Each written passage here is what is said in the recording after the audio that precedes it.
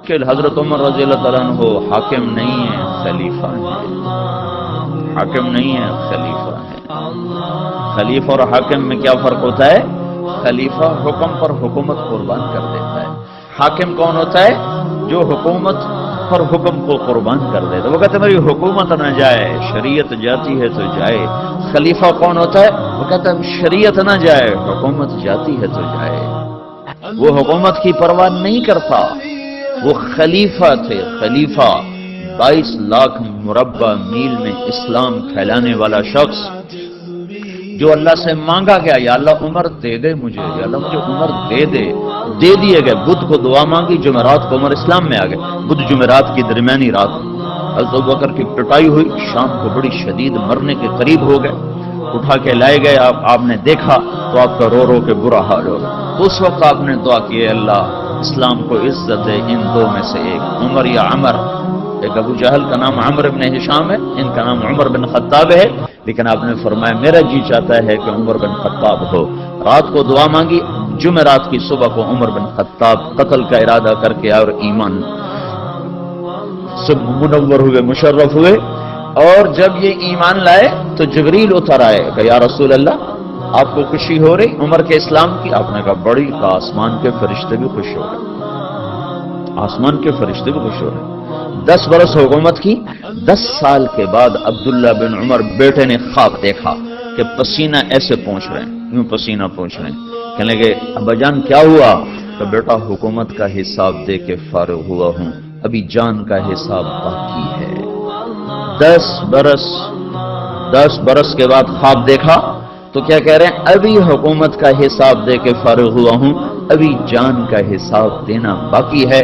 حالانکہ یہ وہ شخص جب راتوں کو جاگتا تھا لوگ سوتے تھے، اس کی روٹی کوئی اندر نگل نہیں سکتا تھا، اتنی سخت روٹی ہوتی تھی، نگلی نہیں جاتی تھی۔ مہینے میں 1 دن گوشت کھاتے تھے، صرف 1 دن۔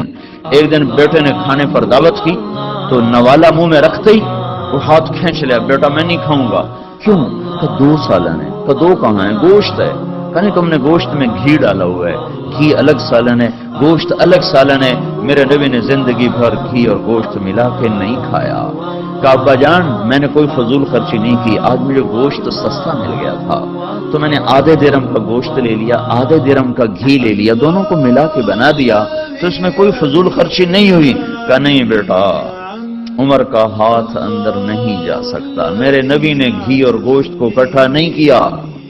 ایسا شخص جو مظلوم کی فریاد سن کر یا لبیکا یا لبیکا کی صدائیں لگاتا ہوا مدینے کی گلیوں میں بے قرار ہو کے پھرنے لگ جاتا تھا، راتوں کو نگرانی کے لیے پھر رہا ہے، وہ عمر 22 لاکھ مربع میل میں سلطنت اور راتوں کو چکر لگ رہے ہیں۔ ایک بڑھیا ہانڈی چڑھا کے بیٹھی ہوئی ہے، بچے 3-4 رو رہے ہیں، چیخ رہے ہیں۔ اماں کیا بات ہے، یہ بچے کیوں رو رہے ہیں؟ کھانا کچھ نہیں، بھوک سے رو رہے ہیں۔ یہ کیا ہے؟ کہ یہ تو تسلی کے لیے ہے، پانی اوپر چڑھایا ہوا، اندر کچھ نہیں ہے۔ میرا اور عمر کا اللہ کے ہاں حساب ہوگا۔ تو عمر کی آنکھوں میں آنسو آ، عمر کو تیرے حال کی کیا خبر؟ کہ تو ہمارا حاکم کیوں بنتا ہے اگر ہمارے حال کی خبر نہیں لیتا؟ یہ حکومت کر کے خوش ہوتے ہیں میں وزیر بن گیا، پاگل دنیا مبارک دیتی ہے، مبارک ہو جناب آپ وزیر بن گئے۔ تو عمر وہاں سے بھاگے، بیت المال سے سامان اٹھایا، بوری بھری، اپنے کمر پر اٹھانے لگے تو نوکر نے کہا میں اٹھا لوں، اسلم غلام میں اٹھا لوں۔ فرمایا قیامت کے دن بھی میرا بوجھ تم اٹھو گے۔ بوری اٹھائی اور بھاگے ہوئے آئے اور آ کر جلدی سے اس میں گھی اور پنیر اور کھجور، حیسا ایک عرب میں حلوہ بنتا تھا، حیسا، وہ جلدی سے تیار کیا اور لکڑیاں ڈال کے پھونک مار رہے ہیں۔ اسلم فرماتے ہیں غلام کہ میں دھواں ان کی داڑھی میں سے نکلتا اور آنکھوں سے آنسو بہتے میں دیکھ رہا تھا، وہ بے قرار ہو کے آگ جلا رہے تھے یہاں تک کہ وہ حیسا تیار ہوا۔ پھر آپ نے خود ڈوئی میں سے پلیٹوں میں ڈال کے بچوں کے آگے رکھا، پھر ایک طرف بیٹھ گئے ان کو کھاتا دیکھنے لگے۔ پھر وہ بچے ہنسنے کودنے لگے، پھر تھوڑی دیر بعد اٹھ کے چل دیے تو وہ عورت کہنے لگی کاش عمر کی بجائے تو امیر المومنین ہوتا۔ تو یہ نہیں کہا کہ وہ میں ہی ہوں، کہا اماں جب تو امیر المومنین سے ملے گی تو مجھے بھی وہیں پائے گی، مجھے بھی وہیں پائے گی۔